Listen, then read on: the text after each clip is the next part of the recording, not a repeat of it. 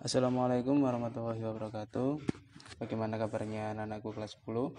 Semoga selalu diberikan kesehatan dan kelancaran untuk di setiap kegiatannya ya.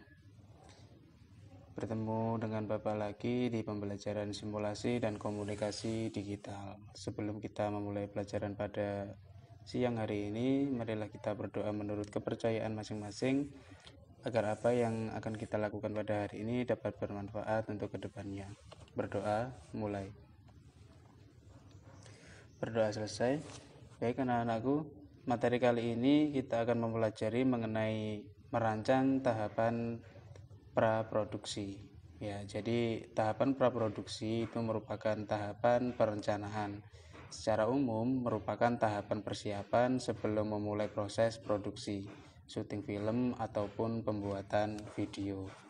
Pada intinya, tujuan praproduksi adalah mempersiapkan segala sesuatunya agar proses produksi dapat berjalan sesuai konsep dan menghasilkan suatu karya digital berupa video ataupun film sesuai dengan harapan kita. Untuk memulai tahapan praproduksi dibutuhkan beberapa langkah. Yang pertama adalah merumuskan sebuah masalah, yang berarti kesenjangan antara kondisi ideal dengan kondisi nyata. Kesenjangan sendiri antara kondisi ideal dan kondisi nyata tersebut harus dicarikan solusi penyelesaiannya. Kesenjangan yang dimaksud dapat diamati melalui latihan kepekaan atas kekurangan atau kelebihan suatu produk yang ada.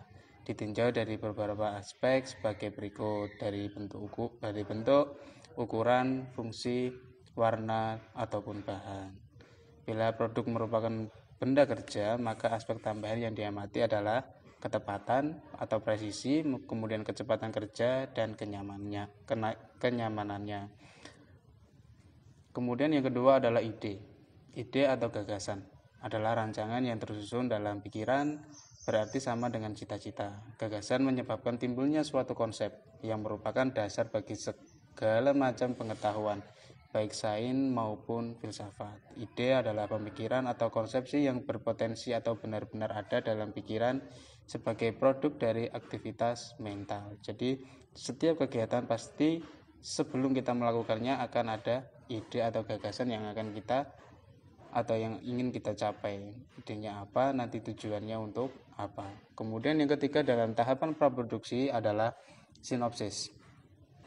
Jadi setiap peristiwa atau rekaan yang dikisahkan dalam bentuk cerita singkat, ringkas, padat dan jelas itu merupakan sebuah sinopsis. Pada sinopsis terjadi pemendekan cerita tanpa menghilangkan unsur-unsur pentingnya. Jadi sinopsis itu bisa dipangkas tetapi tidak menghilangkan unsur atau inti penting dari cerita tersebut. Kemudian selanjutnya tahapan produksi adalah treatment, adalah langkah menyusun urutan adegan. Ini yang paling penting di dalam tahapan produksi karena adegan akan menjadi cerita yang menarik bila langkah atau urutannya itu benar. Kemudian ada juga naskah. Jadi suatu teks yang berisi aturan, gambaran alur cerita di dalam suatu dialog atau penulisan sebuah naskah berdasarkan ketentuan, aturan yang sudah lazim dan sudah disepakati. Naskah dalam pembuatan video persis kali ini dibuat agar sang presenter mengerti detail dari presentasi yang akan disampaikan. Jadi sebelum kita membuat sebuah produksi itu ada praproduksi yang akan atau yang di dalamnya ada sebuah naskah. Bagaimana kita mencatat, kita menulis, ditulis dalam sebuah sinopsis, kemudian dijadikan naskah yang tujuannya adalah untuk dasar penentuan dari kostum, dasar penentuan dari pemeran, dasar penghitungan anggaran, dasar penentuan lokasi, pedoman pengambilan, pedoman utama dalam pelaksanaan produksi, dasar penentuan peralatan, kemudian dasar penentuan kerabat kerja dan semacamnya. Jadi akan ada sebuah apapun keperluannya akan ditulis dalam naskah, baik cerita maupun non ceritanya pasti harus ada di dalam sebuah naskah di dalam kita menjalankan sebuah produksi. Jadi kita sebelum masuk ke materi produksi, sebelumnya ada materi praproduksi yang kita pelajari pada saat ini. Kemudian yang terakhir adalah pencahayaannya. yaitu suatu hal yang perlu diperhatikan dalam pembuatan produksi adalah pencahayaan. Pada pencahayaan dibuat sesederhana mungkin dengan cara selama pembuatan video, subjek harus menghadap sumber cahaya utama. Disarankan dengan membuat sumber cahaya melalui 3 titik, yaitu titik depan subjek, yang kedua berada di samping kiri maupun samping kanan, sehingga video yang dibuat dapat menghasilkan kualitas cahaya yang baik, sehingga pemeran atau aktornya ataupun apa yang akan kita produksi dapat jelas terlihat karena ada kualitas pencahayaannya itu tadi.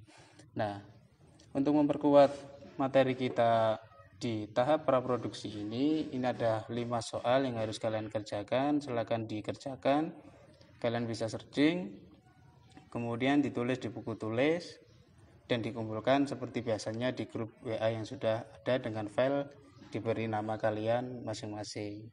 Kemudian yang belum mengumpulkan tugas-tugas sebelumnya, silakan dikumpulkan sebagai nilai tambahan kalian untuk penilaian tengah semester kemarin. Mungkin itu yang bisa Bapak sampaikan, kurang lebihnya Bapak mohon maaf. Saya akhiri. Wassalamualaikum warahmatullahi wabarakatuh.